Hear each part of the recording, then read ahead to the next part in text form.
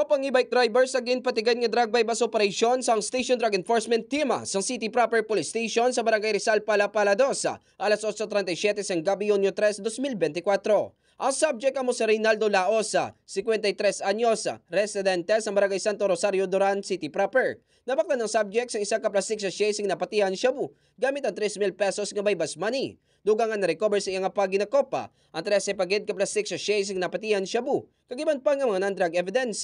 Sa interview sa K5 News FM Iloilo kay Police Captain Roque Jimeno III, officer in charge sang ICPS 1, ginpayag siningad wa kasimanang ila monitoring. Antis kin kasana sambit nga operasyon. Source siya ginidi is mismo man nga taga dira man sa Barangay Santo Rosario, si Aka Dens, hindi talang pag-anugid ang iyang names. It's because nga gina man naton nga madakpan ta pag inisang iya source dira mismo sa barangay niya. Ang tawon nato no, ti ang isa yan ni ka source daw gakadto ni sa kung wala ni sa kuan dira sa may Santo Rosario. So gakadto ini sa isang parados. Kaga ay bit-bit yang iya nga e-bike, so amo na gani subong ang diskarte nila kuno abi rason nila nga ma-e-bike kay gali didto sila yaga bakal kagadulong sang ilang ginabalagyan sa sabon.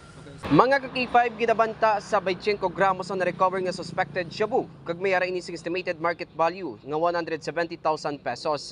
Balita nagikan sa distrito sang City Proper. Ako si ka-K5 Eric Canyazares para sa Kampiyon nga Balita, Serbisyo Publiko kag Kalingawan sa Iloilo, K5 News FM.